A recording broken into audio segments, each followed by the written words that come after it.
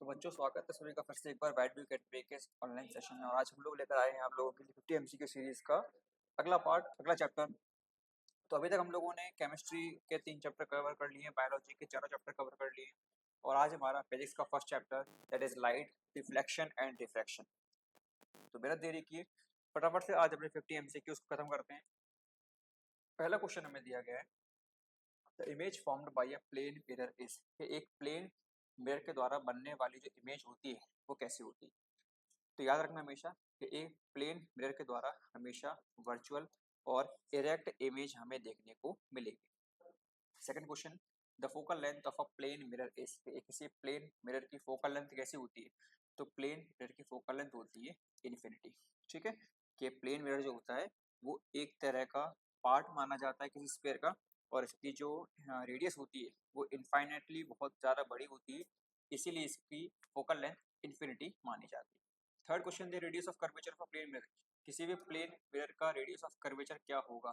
तो किसी भी प्लेन मिरर का रेडियस ऑफ कर्वेचर जो होता है वो हमेशा बेटा इन्फिनिटी रहेगा। क्या रहेगा सर, हमेशा इन्फिनिटी हमें देखने को मिलेगा। तो ऑप्शन नंबर बी हमारा आंसर हो जाएगा। अगला क्वेश्चन है, which mirror is used as a shaving mirror, कि शेविंग मिरर में, कि हम घर पे जब शेविंग वगैरह करते हैं, कि आज के टाइम पे तो शेविंग होती नहीं है, ट्रिमर्स आ गए हैं, लेकिन पिछले टाइम पे जो शेविंग वगैरह होती थी, आज में कभी कभी कई कई जगहों पर शेविंग का प्रचलन ज़्यादा है।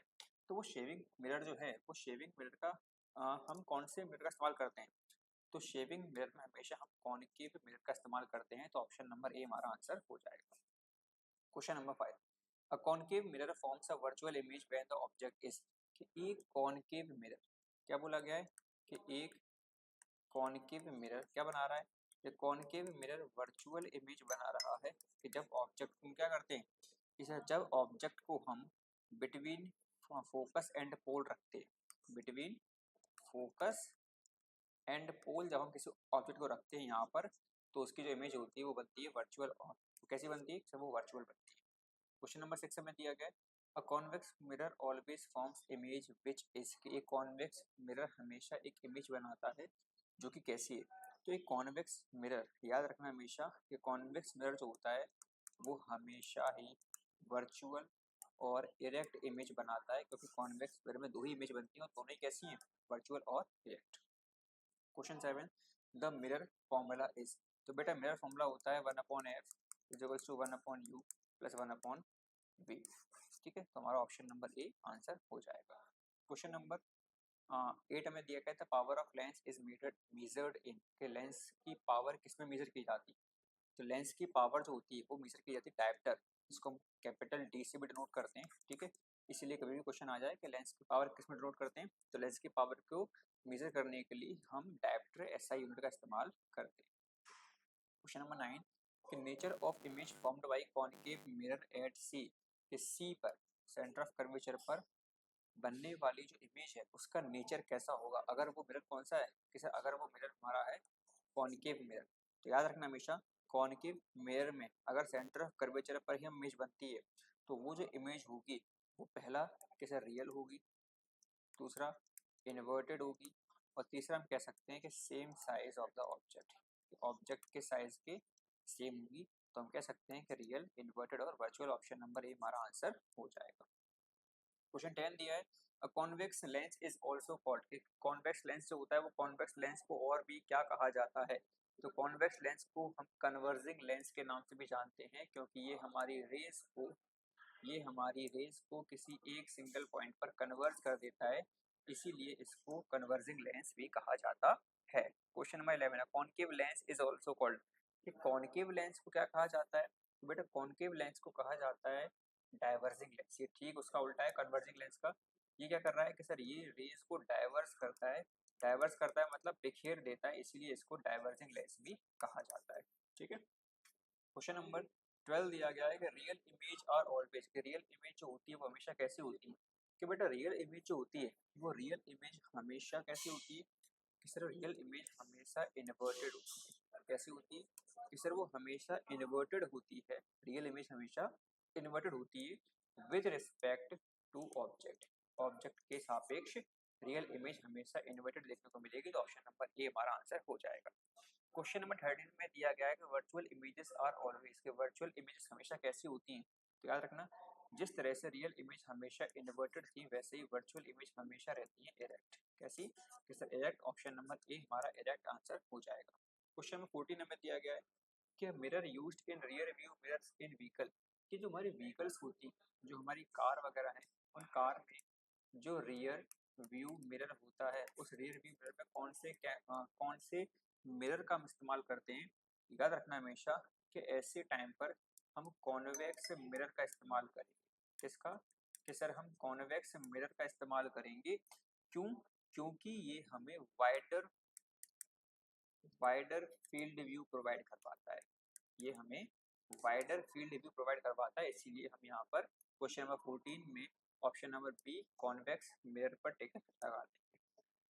क्वेश्चन नंबर 15 दिया है ratio of speed of light in air to speed in medium, कि लाइट का रेशियो बताओ एयर और मीडियम के बीच में, एयर और मीडियम के बीच में। तो बेटा इसको कहा जाता है रिफ्रैक्टिव इंडेक्स। हमारी लाइट किसी मीडियम 1 से मीडियम 2 में जब एंटर करेगी कि कितना बेंड होगी, इसी को क्या बोलते हैं? Refractive index. ऑप्शन नंबर ए हमारा आंसर यहाँ पर हो जाएगा। ठीक है। क्वेश्चन 16 दिया है if refractive index is more speed of light is, अगर रिफ्रैक्टिव इंडेक्स ज्यादा है स्पीड ऑफ लाइट कैसे होगी? कैसे स्पीड ऑफ लाइट हो जाएगी? कम, लेस। ठीक है, बहुत कोई बड़ी बात नहीं कि भाई रिफ्रैक्टिव इंडेक्स के बढ़ने से लाइट बेंड हो जाती है, और बेंड होने से लाइट की स्पीड जो होती है वो स्पीड कैसे हो जाती है? वो स्पीड कम हो जाती है। ठीक है। क्वेश्चन 17 में दिया गया है pencil in a glass of a water appears drained due to, कि किसी कोई भी पेंसिल, कोई भी हमें ग्लास ले, ग्लास में पानी भरा हुआ है, इसमें अगर हम पेंसिल डालते हैं वो पेंसिल हमें मुड़ी हुई दिखाई देती है। इसका मेन रीजन क्या है? सर इसका जो मेन रीजन है वो है हमारा क्या? कि सर वो है हमारा रिफ्रैक्शन। रिफ्रैक्शन के द्वारा जब मीडियम 1 से मीडियम 2 में कोई ऑब्जेक्ट जाता है तो उसमें हमें बैंड देखने को मिलेगा। ठीक है, due to the process of refraction. ठीक है बेटा। क्वेश्चन 18 दिया है colour dispersion through a prism is known as, कि प्रिज्म के द्वारा कलर डिस्पर्शन क्या कहलाता है? तो इसको हम बोलते हैं, क्या बोलते हैं? इसको हम बोलते हैं स्पेक्ट्रम ऑफ लाइट। क्या बोलेंगे? स्पेक्ट्रम। 7 कलर्स बनते हैं बेटा यहाँ पर, एक VIVGY OR विब्ग्योर नाम दिया जाता है इसको, violet, indigo, blue, green, yellow, orange और रेड। ठीक है। अगला SI unit of focal length. Focal length जो होती है उस फोकल लेंथ की SI यूनिट क्या है? तो बेटा फोकल लेंथ जो होता है वो फोकल लेंथ की SI यूनिट की अगर हम बात करें तो वो हमेशा या फिर ज्यादातर मीटर में ही इंक्लूड किया जाता है, इसलिए हम ऑप्शन नंबर 1 में जाएंगे मीटर पर, क्योंकि उसको फोकल लेंथ की स्टैंडर्ड यूनिट कह सकते हैं। क्वेश्चन 20 दिया है for concave mirror focal length is taken, concave mirror के लिए फोकल लेंथ कैसी ली जाती है? तो अगर हम बात करें कॉनकेव मिरर की, इसकी जैसे हम बात कर रहे हैं, हम बात कर रहे हैं कॉनकेव मिरर की, तो कॉनकेव मिरर में फोकल लेंथ क्या होगी? याद रखना कॉनकेव मिरर जो होता है तो उसमें अगर हम बात करें साइन कन्वेंशन के अकॉर्डिंग, उसमें अगर हम बात करें साइन कन्वेंशन के अकॉर्डिंग तो हमें क्या बताया जाता है कि फोकल लेंथ होती है कॉनकेव मिरर की, वो कैसे ली जाती है? कि सर वो नेगेटिव ली जाती है। कैसे? नेगेटिव। ठीक है, कैसे ली जाती है? नेगेटिव। क्यों? क्योंकि इसका जो फोकस होता है वो फोकस मिरर के ठीक सामने है, लेफ्ट हैंड साइड, इसीलिए इसको नेगेटिव लिया जाता है। तो कह देंगे ऑप्शन नंबर बी नेगेटिव हमारा आंसर हो जाएगा। ठीक है। 21 में दिया गया for convex mirror focal length is taken, convex mirror के लिए फोकल लेंथ कैसे ली जाती है? तो अगर कॉनकेव के लिए नेगेटिव ले रही है तो कॉन्वेक्स के लिए ऑटोमेटिकली पॉजिटिव हो जाएगी। क्यों? क्योंकि कॉन्वेक्स मिरर के सामने हमारी फोकल लेंथ नहीं आती बल्कि वो उसके पीछे जाती है। ठीक है, इसलिए हम यहाँ पर क्या ले लेंगे? इसलिए यहाँ पर हम पॉजिटिव ले लेंगे। क्वेश्चन 22 में दिया गया है convex lens focal length sign, ये कॉन्वेक्स लेंस में जो फोकल लेंथ होता है, कॉन्वेक्स लेंस में जो फोकल लेंथ होती है उस फोकल लेंथ का साइज क्या होता है? अगर हम फोकल लेंथ के साइज की बात करें तो बेटा कोई बड़ी बात नहीं, तो कॉन्वेक्स लेंस जो होता है उस कॉन्वेक्स लेंस में जो फोकल लेंथ होती है वो होती है पॉजिटिव। कैसी होती है? इसका जो फोकल लेंथ होती है, फोकल लेंथ कैसी रहेगी? इसका फोकल लेंथ हमेशा पॉजिटिव रहेगी। किसमें? किसी भी एक कॉनकेव लेंस में, सॉरी एक कॉन्वेक्स लेंस में क्या रहेगी? फोकल लेंथ हमेशा पॉजिटिव रहेगी। तो ऑप्शन नंबर ए यहाँ पर पॉजिटिव क्या हम लगा देंगे। अब हम बात करें 23rd क्वेश्चन की, तो concave lens focal length sign. Concave lens का जो फोकल लेंथ होता है, फोकल लेंथ का साइन क्या है। तो अगर हम कॉन्वेक्स लेंस की देख रहे थे, तो कॉन्वेक्स लेंस में हमें पॉजिटिव साइन दिया गया था। इसी को पलट दो, इसको पलट देंगे तो कॉनकेव लेंस क्या हो जाएगा, फिर कॉनकेव लेंस होगा नेगेटिव साइन। और अभी अभी हम लोग पढ़ के ऊपर आए हैं कि मिरर के बारे में, क्या पढ़ के आए हैं, किसे मिरर में दिया हुआ था कॉनकेव मिरर की फोकल लेंथ कैसी थी, तो हमने वहां पर ले ली नेगेटिव, और कॉन्वेक्स मिरर की तो हमने ले ली पॉजिटिव। ऐसा क्यों लिया, क्योंकि हमने पढ़ा था साइन कन्वेंशन। क्या पढ़ा था, हमने साइन कन्वेंशन पढ़ा था, और साइन कन्वेंशन के माध्यम से हमने इसको बता पाया।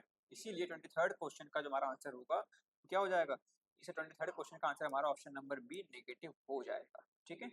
वन डायप्टर क्या होता है, इसे वन डायप्टर की अगर हम बात करें तो वन डायप्टर का मतलब होता है 1/m, मतलब कि power of lens is inversely proportional to focal length. P is equal to 1/f। तो P मतलब डायप्टर, F मतलब मीटर, तो dioptre is equal to 1/m। Option number B. ठीक है। चलिए क्वेश्चन नंबर 25 के मैग्निफिकेशन फॉर मिरर फॉर्मूला।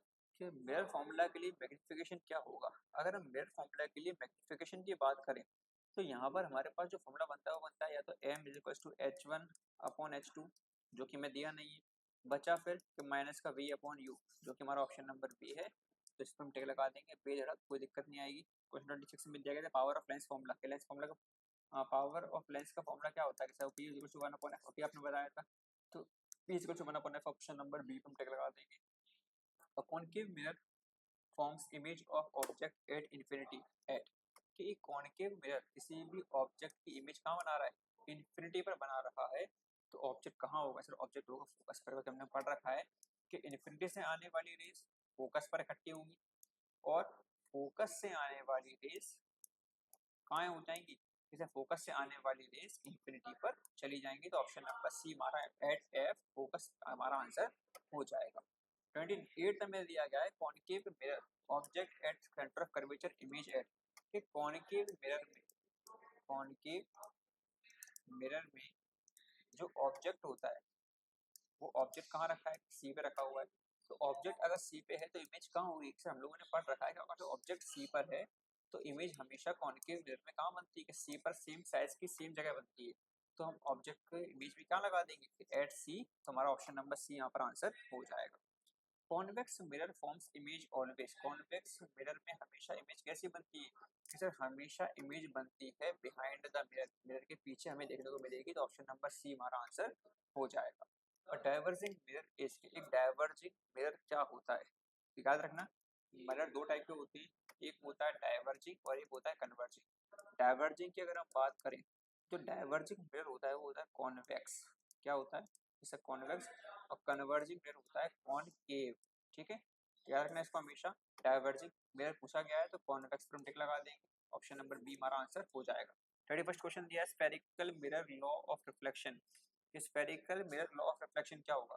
तो अगर हम spherical mirror law of reflection की बात करें तो यहाँ पर दो चीजें निकल के आती हैं। Spherical mirror law of reflection में क्या चलेगा, कि spherical mirror law of reflection में हमारे पास यहाँ पे जो ऑप्शन दिए गए क्या दिया गया, I is equals to R, I is not equals to R, I greater than R, और आई लेस देन आर। तो अगर हम बात करें इसकी, तो स्फेरिकल मिरर का जो लॉ ऑफ रिफ्लेक्शन होता है उसमें सिंपल सा हमें ये देखकर चलना है कि किस तरह से हमें अपनी ऑब्जेक्ट्स को या फिर हमें अपनी इमेजेस को चेक करेंगे। तो अगर ऑब्जेक्ट्स के इमेजेस को चेक करने की बात ये आती है तो क्या निकल के आ रहा है, इसे निकल कर ये आ रहा है कि यहाँ पर I is equals to are रहेगा। क्या रहेगा, कि आई इज इक्वल्स टू आर रहेगा। और वो आई इज इक्वल्स टू आर रहने का पीछे का मेन रीजन क्या है, इसका मेन रीजन यही है कि जो लॉ ऑफ रिफ्लेक्शन है वो लॉ ऑफ रिफ्लेक्शन ये बताता है कि according to the law of reflection के angle of incidence will be equal to angle of reflection. तो यहाँ पर I is equals to R answer हो जाएगा। Light bends toward normal when it moves from, कि लाइट नॉर्मल के toward bend हो जाती है जब वो जाती है। तो लाइट हमेशा रेयर मीडियम से डेंसर मीडियम की तरफ चलती है। ठीक है, और इसकी स्पीड कम हो जाती है और ये नॉर्मल की तरफ मुड़ जाती है। तो रेयर से डेंसर कौन है इसमें, तो क्वेश्चन 32 में रेयर से डेंसर कौन सा हो जाएगा, किस option number B air to water rare to denser. ठीक है। 33 light bends away from normal when it moves from, when it moves from denser to rare, denser to rare. तो डेंसर टू रेयर के लिए हम क्या लगा देंगे, denser to rare के लिए लगा देंगे water to air, option number A. अगला, ये the speed of light, the speed of light is max minimum in, कि लाइट की स्पीड मिनिमम कहाँ देखने को मिलती है, कि सबसे कम अगर हम बात करें लाइट की स्पीड की, तो सबसे कम हमें देखने को मिल रही है डायमंड में। कहाँ देखने को मिल रही है, कहते हैं सबसे कम हमें डायमंड में देखने को मिल रही है। और इसका जो मेन रीजन है वो क्या है, कि जो स्पीड ऑफ लाइट है, स्पीड ऑफ लाइट जो है वो डायमंड में इसीलिए कम है क्योंकि डायमंड का रिफ्रैक्टिव इंडेक्स सबसे ज्यादा है, इसीलिए हम ऑप्शन नंबर सी पर टिक लगा देंगे। 36 हमें दिया गया है the lens use to correct myopia, myopia को सही करने के लिए कौन सा लेंस इस्तेमाल किया जाता है। मायोपिया क्या है, कि मायोपिया एक ऐसी बीमारी जिसको हम नियर साइटेडनेस के नाम से भी जानते हैं, नियर साइटेडनेस के नाम से भी जानते हैं। और इस बीमारी में हम जो लेंस यूज करते हैं उस लेंस को हम बोलते हैं कॉनकेव लेंस। ठीक है, lens use to correct hypermetropia, तो बेटा ये हो जाएगा अपना कॉन्वेक्स लेंस। कौन सा हो जाएगा, कि सर ये हो जाएगा convex lens. Image found by convex lens at 2f, कि 2f के द्वारा बनने वाली इमेज कॉन्वेक्स 2f के द्वारा, सॉरी कॉन्वेक्स लेंस के द्वारा 2f पर बनने वाली जो इमेज होगी वो कैसी होगी। तो कॉन्वेक्स लेंस की अगर हम बात करें, अगर किसी ऑब्जेक्ट को सेंटर ऑफ कर्वेचर 2f पर रखा जाता है तो उसकी इमेज भी कहाँ बनेगी, इसकी जो इमेज बनेगी वो भी 2f पर बनेगी, लेकिन अदर साइड में। कहाँ बनेगी, कि अदर साइड में। तो ऑप्शन नंबर हम क्या लगा देंगे, तो वो इमेज रहेगी कैसी, तो वो इमेज रहेगी हमारी रियल, इन्वर्टेड और सेम साइज। ठीक है। 39 object at infinity for convex lens forms image at, कि किसी भी कॉन्वेक्स लेंस के द्वारा अगर कोई ऑब्जेक्ट इन्फिनिटी पर है तो कैसी इमेज बनाएगा, कि भाई इन्फिनिटी पर है इसका सिंपल सा मतलब है कि वो फोकस पर अपनी इमेज बनाएगा। ऑप्शन नंबर ए, आंख बंद करके आंसर यहाँ पे टिक लगा देंगे। 40 parallel rays after refraction through convex lens meet at, तो जो पैरेलल रेज होती हैं वो रिफ्रैक्शन के बाद कहाँ मिलती है, तो पैरेलल रेज कॉन्वेक्स लेंस के द्वारा डिफ्रैक्शन के बाद कहाँ मिलती है, अगर इसकी हम बात करें तो ये मिलती है फोकस पर। कहाँ मिलेंगी, कि सर ये मिलेंगी फोकस पर, क्योंकि जो पैरेलल रेज ऑफ लाइट होती हैं वो कॉन्वेक्स लेंस पर इंसिडेंट होती हैं। ठीक है, कॉन्वेक्स लेंस पर इंसिडेंट हो जाती हैं और कन्वर्ज होने के बाद ये प्रिंसिपल फोकस पर आफ्टर रिफ्रैक्शन मिलेंगी। कहाँ मिलेंगी, कि सर ये हमें प्रिंसिपल फोकस पर मिलेंगी, प्रिंसिपल फोकस पर कब, कि सर आफ्टर रिफ्रैक्शन। और ऐसा क्यों, क्योंकि सर ये कन्वर्ज हो जाती है। कैसे हो जाती है, ये कन्वर्ज हो जाती है। 41 हमें दिया गया least refractive index among given, कि इनमें से दिए गए नीचे जो भी ऑप्शंस हैं उनमें सबसे कम रिफ्रैक्टिव इंडेक्स इसका है। तो अगर हम बात करें सबसे कम रिफ्रैक्टिव इंडेक्स इसके पार्टिकल्स कम, तो ऑप्शन नंबर बी हमारा यहाँ पर आंसर हो जाएगा, कि एयर यहाँ पर ऑप्शन सही है। 42 में दिया गया है highest refractive index among the given, इनमें से दिए गए ऑब्जेक्ट्स में से या फिर चीज़ों में सबसे ज़्यादा रिफ्रैक्टिव इंडेक्स किसका है। तो अगर हम बात करें, हमने बताया था अभी ऊपर किसका रिफ्रैक्टिव इंडेक्स किसका है, किसका डायमंड की, ऑप्शन नंबर डी यहाँ पर हमारा आंसर हो जाएगा। मैग्निफिकेशन अगर 1 से छोटा है इसका मतलब क्या है, कि इसका मतलब इमेज हमारी छोटी है। मैग्निफिकेशन एक बार इसका मतलब इमेज हमारी सेम साइज की है। और real image can be obtain from, real image जो होती है वो कैसे ऑब्टेन की जा सकती है, तो रियल इमेज को ऑब्टेन करने के लिए हमारे पास पेपर जिस पर स्क्रीन बनेगी या स्क्रीन जिस पर स्क्रीन शो होगी, ये कंपलसरी है, ये हमारे पास होने ही चाहिए, वरना आप इस इमेज नहीं बना पाएंगे। 46 virtual image can be obtained from, virtual image को कहाँ से निकाला जा सकता है। तो अगर हम वर्चुअल इमेज की बात करें तो वर्चुअल इमेज को हम सबसे सिंपल फंडा जो हमारे घरों में मौजूद होता है वो क्या है, कि सर वो है मिरर। तो हम वर्चुअल इमेज को मिरर से निकाल सकते हैं। 47 when object lies between 2f and f and 2f of convex lens image is, कि जब ऑब्जेक्ट सेंटर ऑफ कर्वेचर और फोकस के बीच में हो तो इमेज कहाँ बनेगी। तो ऐसी कंडीशन में कुछ ज़्यादा सोचने की आवश्यकता नहीं है, बेधड़क बिना सोचे समझे रियल, इन्वर्टेड और इनलास्ट पर टिक लगा देना, हमारा ऑप्शन नंबर ए आंसर हो जाएगा। 48 when object is between lens and focus of convex lens, कि जब ऑब्जेक्ट